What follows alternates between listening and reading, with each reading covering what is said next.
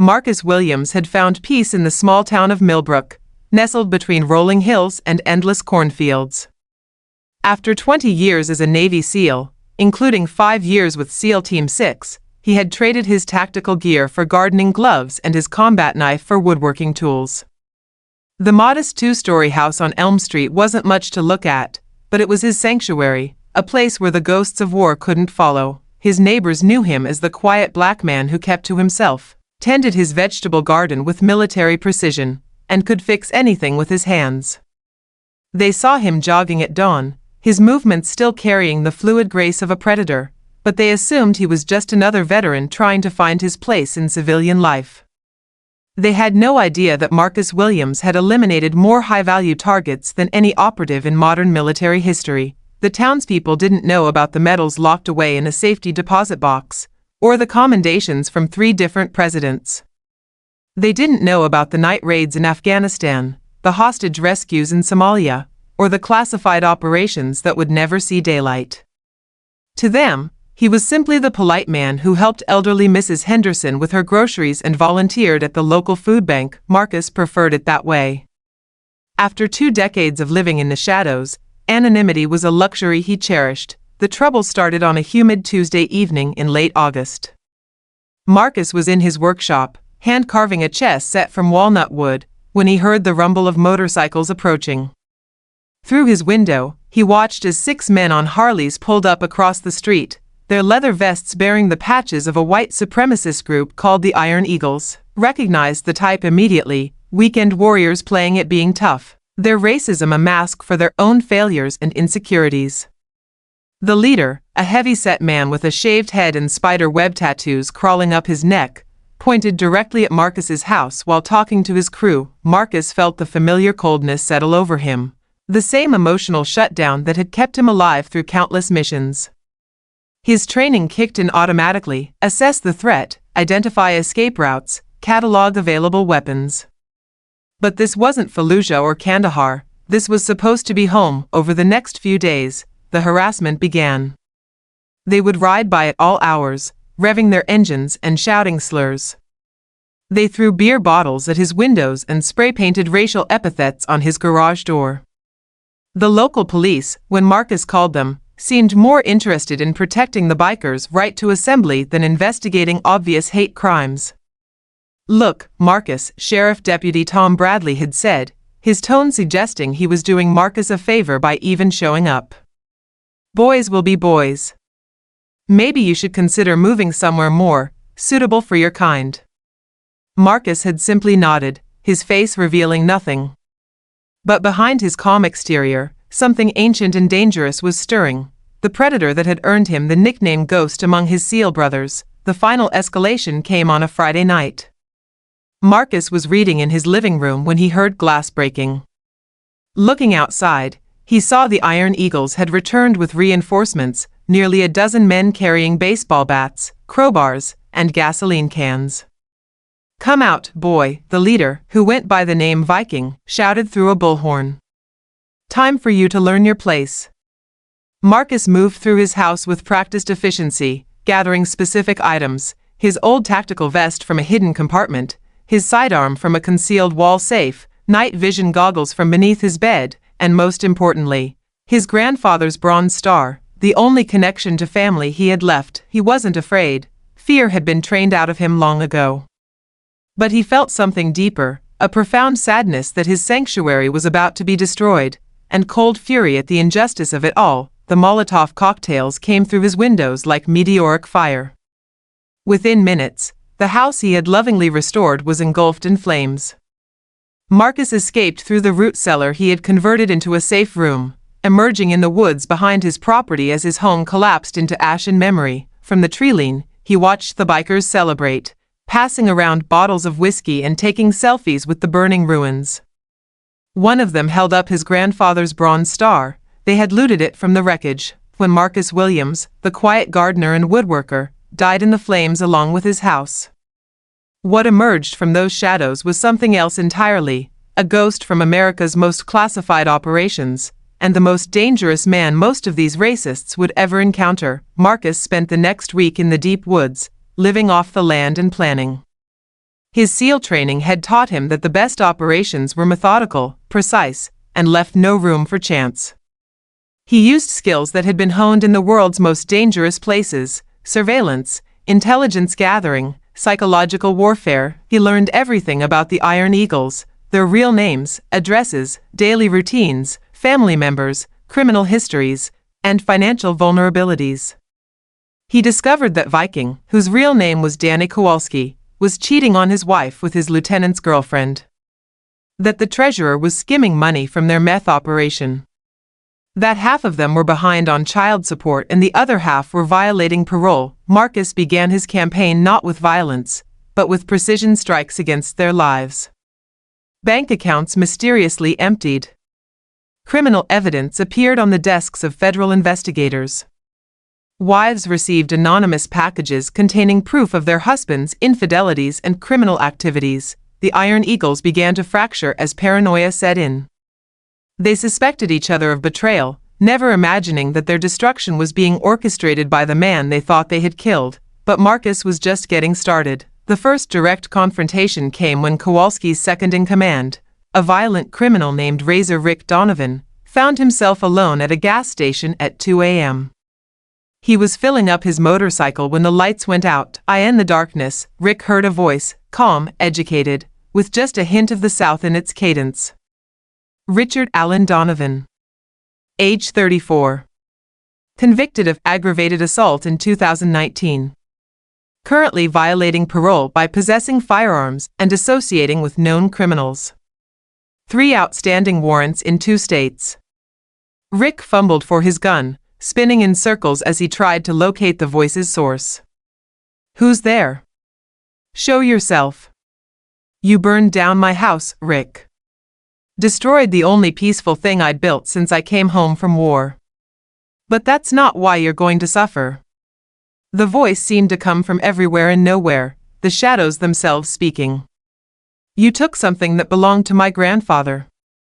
A Bronze Star he earned storming the beaches at Normandy, fighting against men just like you. That's why you're going to pay. Rick never saw Marcus move. One moment he was alone at the gas pump, the next he was on the ground, his gun disassembled, his motorcycle's engine destroyed, and his body bearing the precise marks of pressure point strikes that would leave him in agony for weeks but cause no permanent damage. When Rick regained consciousness, he found a message carved into the metal of the gas pump: "Tell Viking the ghost is coming."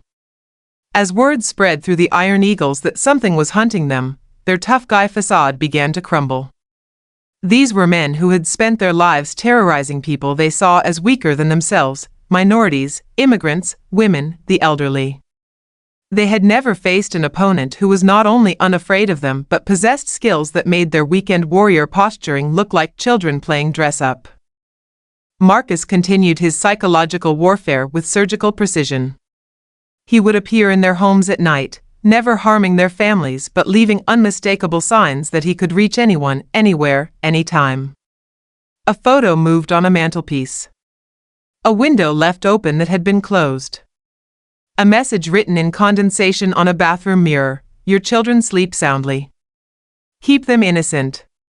The message was clear: he could harm them, but chose not to. Their families were safe, but only because of his restraint. The implication terrified them more than any direct threat could have. 3 members of the gang fled town. 2 others turned themselves in to police, confessing to crimes they thought might put them safely behind bars.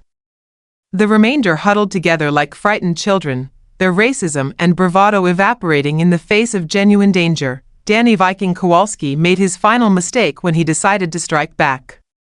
Unable to find Marcus, he targeted the one person in town who had shown the mysterious veteran kindness: elderly Mrs. Henderson, who lived alone and had no one to protect her. Marcus found Kowalski's crew surrounding the old woman's house, preparing to use her as bait. This wasn't psychological warfare anymore. This was a clear and present danger to an innocent life. What happened next would become legend in the law enforcement community, though the full details would remain classified. Security cameras captured glimpses of a figure moving through the darkness with inhuman speed and precision. 6 armed men were neutralized in under 3 minutes, their weapons disabled, their bodies bearing the marks of techniques that no civilian trainer taught. When the police arrived, they found the iron eagles zip-tied and arranged in a neat row on Mrs. Henderson's lawn. Each one bore a non-lethal but precisely administered injury that would require medical attention. A note was pinned to Kowalski's vest. "These men destroyed my home and threatened an innocent elderly woman. They've committed numerous hate crimes and felonies. The evidence is in the box on the porch. P.S. Check Kowalski's garage for the meth lab." Mrs. Henderson was unharmed, sitting on her porch with a cup of tea and a small smile. When asked what she had witnessed, she simply said, "A guardian angel, dear. A guardian angel." The evidence Marcus had gathered led to federal hate crime charges for the entire Iron Eagles organization. The FBI's investigation, triggered by the anonymous tips and documentation, uncovered a network of criminal activity that stretched across 3 states. Kowalski himself was sentenced to 25 years in federal prison. During the trial, prosecutors painted a picture of a sophisticated operation that had systematically dismantled a domestic terrorist organization. They had theories about who might have orchestrated such a precise campaign, but no proof. The mysterious vigilante had left no fingerprints, no DNA, no traceable evidence beyond the criminals themselves. Sheriff Deputy Bradley, who had dismissed Marcus's initial complaints, found himself under federal investigation for ignoring obvious hate crimes and possibly accepting bribes from the Iron Eagles. His career ended in disgrace, and his pension was stripped away. Marcus Williams stood at the edge of town, watching the sunrise paint the sky in shades of gold and crimson. In his hand, he held his grandfather's bronze star, recovered from the evidence locker after the trial concluded. The medal caught the morning light, its bronze surface telling a story of courage across generations. Behind him, the charred remains of his house had been cleared away.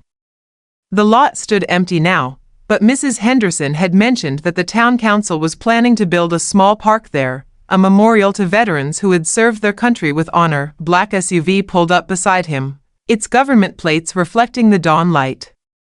The woman who emerged was in her 40s, with steel-gray hair and the bearing of someone accustomed to authority. Marcus recognized her type immediately: intelligence community, probably CIA or NSA. "Chief Petty Officer Williams," she said, using his old rank. "My name is Director Sarah Chen. I think we should talk." Marcus turned to face her, his expression neutral. "I'm retired, ma'am. Just a civilian now." "Are you?" Chen asked, a slight smile playing at her lips. "Because from what I've seen, you're still the same operator who took out a Taliban command center with nothing but a knife and a radio. Still the same ghost who extracted 12 hostages from a compound in Syria without firing a shot."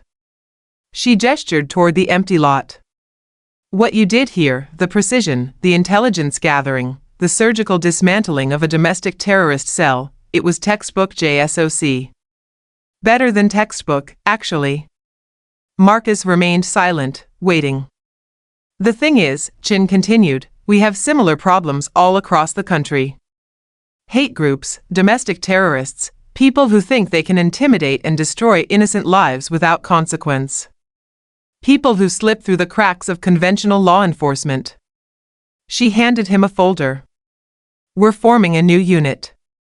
Small, specialized, focused on threats that require unconventional responses. Interested?" Marcus took the folder but didn't open it.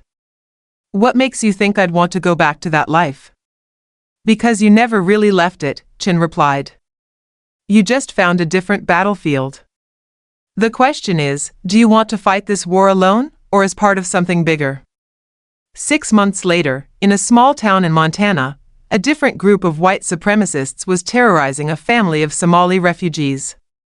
They had burned crosses on the family's lawn, shattered their windows, and sent death threats to their children. Local law enforcement seemed powerless or unwilling to act.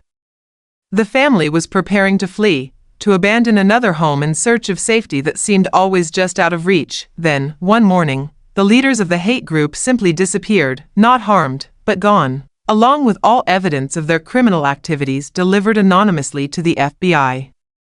Those who remained were too terrified to continue their campaign of terror, whispering stories of a ghost who could appear anywhere, see everything, and strike with the precision of divine justice. The Somali family never knew who their guardian angel was. They only knew that the threats stopped, the harassment ended, and their children could walk to school without fear. In the shadows, Marcus Williams continued his work, no longer the quiet gardener seeking peace, but something far more important. A protector of the innocent, a hunter of those who would spread hate and terror, and a ghost who ensured that justice, delayed by conventional means, would always eventually find its mark. His house in Millbrook was gone, but he had found something more valuable, a purpose that honored both his grandfather's courage at Normandy and his own oath to defend the innocent against all enemies, foreign and domestic. The ghost was no longer haunted. Now, he was the one doing the haunting, and America's monsters had every reason to fear the dark.